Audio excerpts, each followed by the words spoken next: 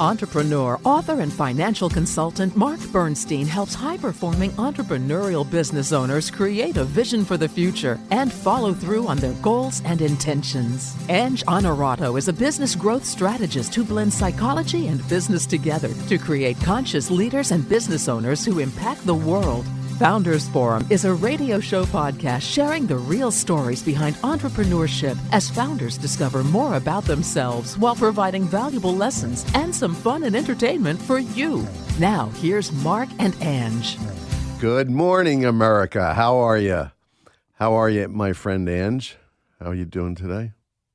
I am doing well in a cloudy day outside of Philadelphia, but, we'll have to have those once in a while. I think we're going to have a next career as weather reporters because we were always about the weather. How's it doing in Philadelphia? And that's only because somebody had to go and say it's always sunny in Philadelphia, and we're trying to show people that that's not always the case. But and it gives us a great opening for the show. So it sure does, right? It's not all bad. So, Ange, what is on your mind today to start? Marc, I love when we have some chats before each show because things kind of pop up. And, we were talking about something earlier, and I think a lot about this for entrepreneurs, as well as all my many decades in the corporate space, which is how do companies arrive at core values? And what I mean by that is not just what are the words that are up on a poster in a lobby, but what's the process that companies often go through, if they have one, that helps them arrive at, what are really the core values of the organization? Because I think it spawns everything that what the company stands for, the products, the offerings, the kind of talent you bring on board. And so I'm curious for a topic today, for your thoughts, as well as for our guests that we'll introduce in a minute. But don't just talk about core values. What's the process that you think, Marc, that people go through and founders to kind of arrive at them? Well, I've seen a few different processes. I can tell you our own company, we went through it a couple of years ago. And the way we did it was we were given a list of words that represented values. And it was like 100 words or something like that. And we had process of elimination, like started to think about which of the words are important to us and kept narrowing it down and, different levels of screening. And then comparing, we have four partners at the outset. And we compared our answers and we kept drilling it down till we came up with 5 of them that meant the most to us, and then put words to what those meant.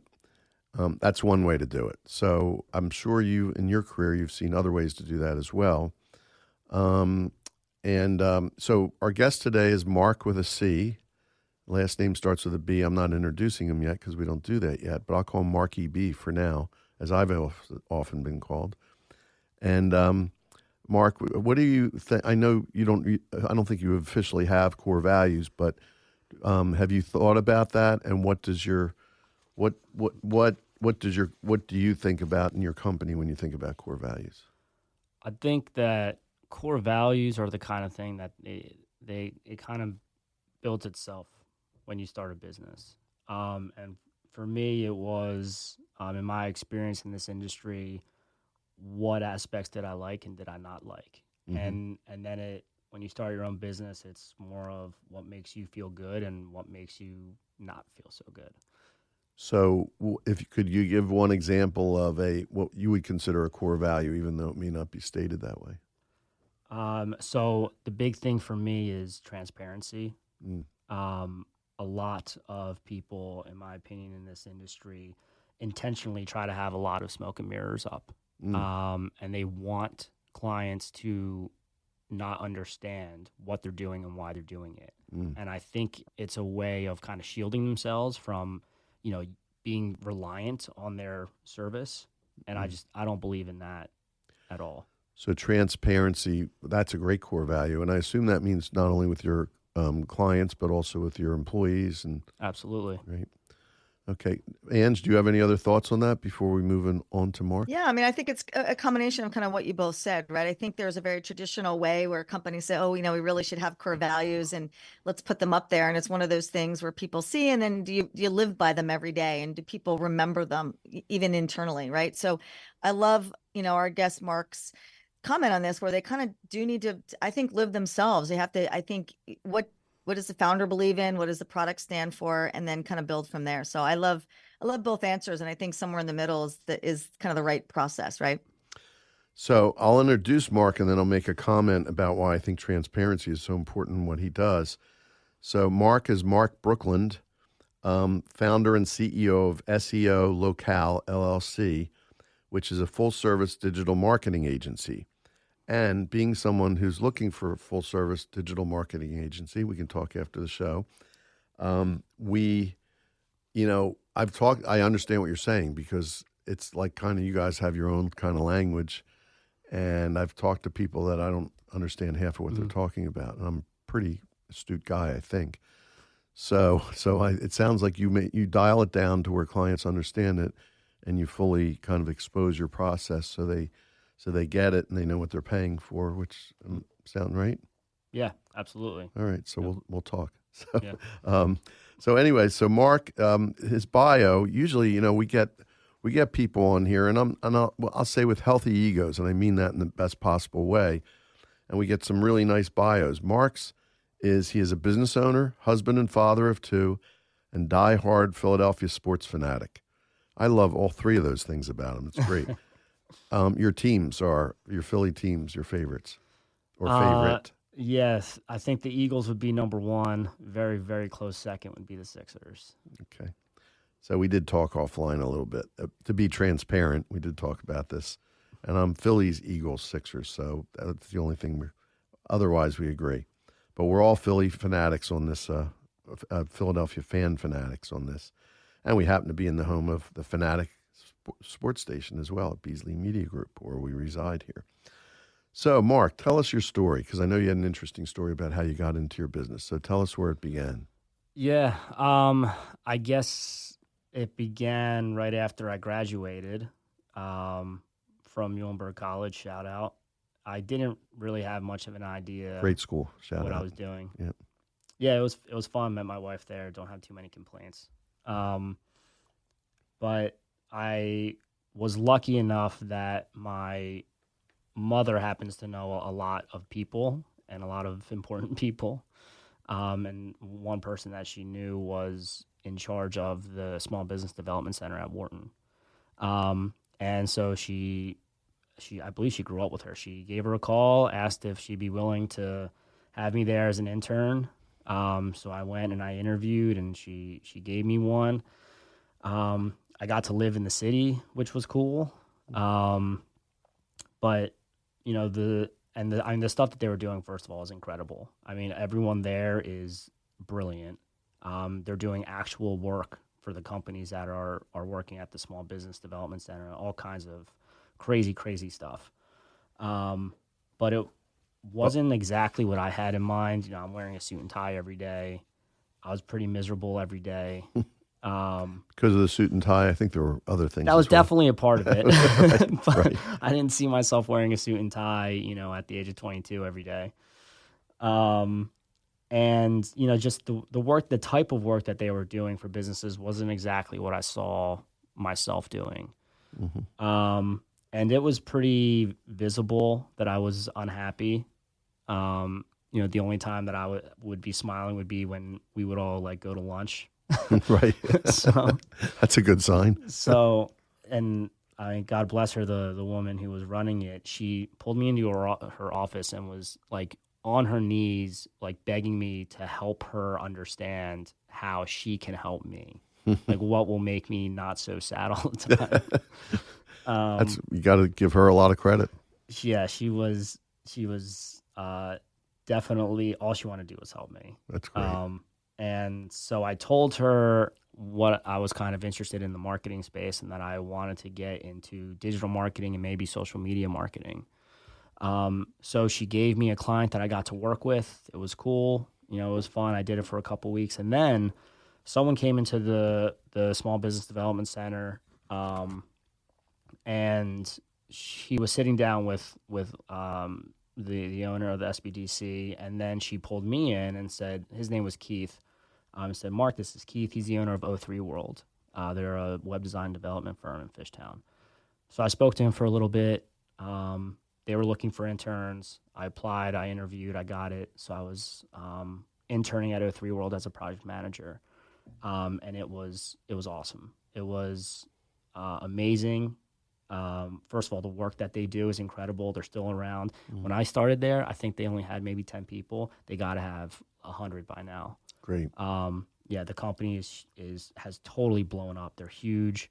My boss, who was the head project manager, is still there. I still talk to them all the time. Nice. But part of my job there was I would look at the analytics of websites after we launched them. So I'd be looking at the pages that users are going through, what pages they're exiting on, what devices they're using to access the websites, and part of my job would be helping to make recommendations on how we can improve the user experience. And I really loved doing that. So my boss said, if you like doing this, you would probably like SEO. I had no idea what that was. So I read a little bit about it. I got my first job at a small digital agency, and kind of just went from there. I got to learn everything from there. I met my business partner there. He taught me everything I know. And that was it. How did you make the decision to leave and start your own business? I come from a family of entrepreneurs. My grandparents came here from Cuba, didn't have 2 nickels to their name, started a furniture company in Philadelphia because some random guy told my grandfather there's money in Philadelphia. So my mom took over the furniture store with them. My dad started his own pharmacy. My brother works for a law firm and also has his own law firm. My sister has aspirations to have her own. She's a psychologist, so she wants to have her own practice. Wow. I always kind of knew that I wanted to have start my own thing. It was just a matter of getting there. And what I was learning at that first job, they only took me so far. And the big reason one of the big reasons that I left was because I couldn't continue to learn as much as I wanted to about everything. I was kind of stuck in my SEO role. So I left and I took a job where You wanted to know it all, do it all, basically. Exactly. Yeah. So the role that I took was paid search, SEO, social media. There was web design and development involved. So I had to learn and do everything there. And that was my prove it to myself opportunity. And it went really well. So then I just did it. Then you did it. So how long ago did you start the business? I registered the company in 2015, but I didn't start doing it full time until 2017. Okay, 2017. So you're now about 7 years in. Yep. And it's going pretty well. Yeah, it's going great. It's been a lot of fun. It's definitely been a hell of a ride. So yeah, it's been good. So when you say a hell of a ride, I love that. That's a great transition to what I'd like to ask you next, which is, it's never a smooth ride for entrepreneurs, right? No. So tell us about some of the challenges you've had. We only have about 2 minutes till our break, and that'd be a great place to break after that. And then we'll talk about what strengths you had to sort of overcome them and what the future looks like. Yeah, I think the two big ones, the two big challenges we had are, hiring the right people to join the team. And of course, right in the middle of starting our company, COVID hit. And that, unlike anyone else. Probably not surprised to hear we hear that a lot. Yeah, shocker. I know. I'm sure I'm all by myself on that one. But I know a lot of great lessons have come out of that, and a lot of companies have grown strong because of that. So tell us a little more about those challenges. What did COVID do to you guys? Yeah, we lost 50% of our business. We were getting to a point where we started to think, like, for the first time, granted, we were only 2 or 3 years old, but we were like, holy shit, we might have to fire some people. I didn't pay myself for a month or so. My partner didn't pay himself for a month or so. And thank God, like, at that time, right when we were panicking, we got a PPP loan. And that floated us until, like, it seemed like a month after that, and then things just kind of exploded for us and probably the entire digital industry. Most business owners don't really think of government as doing things right, but that whole PPL program was a lifesaver awesome for many. Yeah, I mean, it was huge for us. We really needed it. So that was difficult, but the one really good thing that it did for us, and I mean, it's almost embarrassing, but the way that we were doing things and the way that we were getting business, you couldn't quite do it the same way anymore. So instead of Forced you to think differently, right? well, we had to look at our whole thing was, all right, if there is someone out there who's looking to hire a digital agency, we better be the ones that they're going to be calling. Right. So we completely revamped our entire SEO strategy. Wow. And it was something that frankly wasn't touched for, I mean, a year and a half at least. Well, we're going to take our quick commercial break and hear a little more about SEO Locale. And I want to talk to you more about that because I know the pandemic also forced a lot of people to go digital, Yep. which probably helped you a lot. So We'll be right back. Marc Brookland is the founder and CEO of SEO Locale, a full-service digital marketing agency specializing in SEO. SEO Locale offers custom digital marketing services to get their clients ranked on page 1 of search engines. Most clients experience a 300% ROI over 12 months after working with SEO Locale. If your business exceeds $1 million in annual revenues, SEO Locale can help. Contact SEO Locale for an absolutely free, no obligation SEO audit.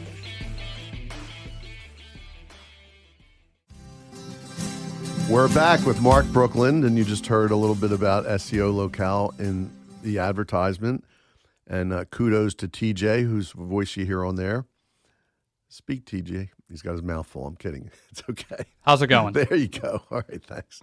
Okay. I just want to catch him while his mouth. We always full. get TJ off guard. I know. So we're back with Marc, and so we were just talking about the fact that I know in our business, I do a lot of business development, and if it weren't for the pandemic, we wouldn't be here today because I wouldn't have had a podcast. I wouldn't have had a radio show. I did some other things prior to that. Forced me to think of different ways because I'm in the business that's, belly to belly, and meetings and dinners and lunches and events and all that kind of thing. And that all, of course, went away. So how did that must have impacted you for the better eventually, I would think, in the business.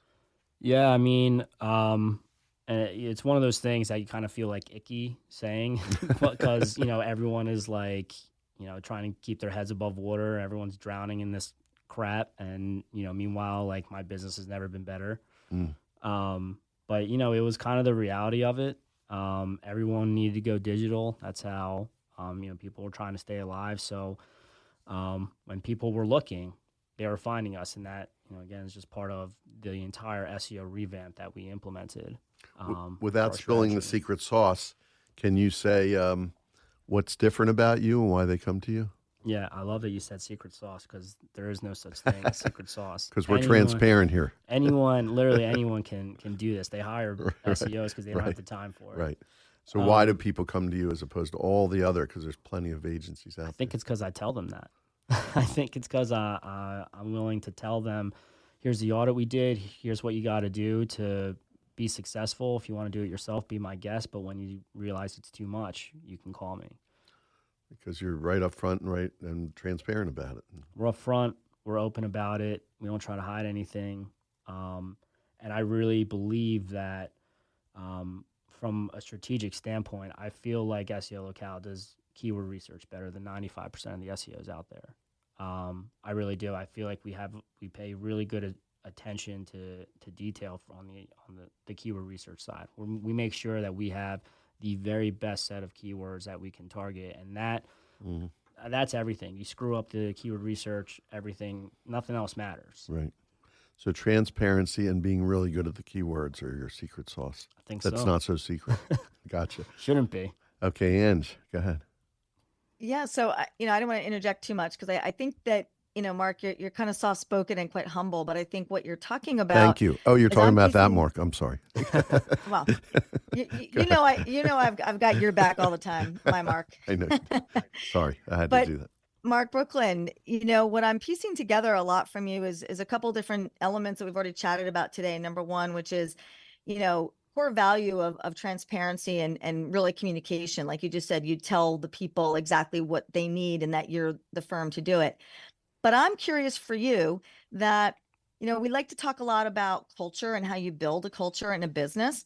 But what I've heard from you is something when you talked about your own story, which is you got some great training early on, but realized that you would be limited by the parameters of what that company wanted you to do. And in my decades in the corporate arena, I think that happens a lot where it's like you get hired for a job and you're just like oriented in that way. Yep. And so for you, I'm curious, as you have expanded your business, as you're continuing to, and you're evaluating talent, do you attribute that to something, how you're building the culture? Meaning, do you specifically look for people that also say, I'm not a one-trick pony, or it's hard to compartmentalize my experience and I want to learn all that there is to know? Like, how do you balance that with, I have a job that needs to get done, and then how do you bring that into the kind of the people and the culture that you're building? Yeah, I mean, we definitely will look for someone who is dynamic. So someone who has a lot of different skills or has a really broad skill set versus one particular thing is certainly more likely to be hired. I mean, that's an appealing candidate, someone who can do a little bit of everything. But one thing that we do at SEO Locale that we tell everyone is if there's something else that you want to do, because of course, we have an SEO department, web design, paid search, content, all these things. If someone is running social media and they're interested in learning SEO, we want them to come to us and tell us that. And we want them to have the ability to at least get some exposure or learn more about that SEO. Maybe they decide, social media isn't really for me. I would love to join the SEO team. That'd be great. And, of course, we would have to shuffle some things around. Now we have to find a new social media manager or whatever it might be. But in the long run, you have an employee who's happier, an employee who could be awesome at what they're doing, who's motivated to do really well. So there's a lot of positives to having that kind of free flow of employees around the company.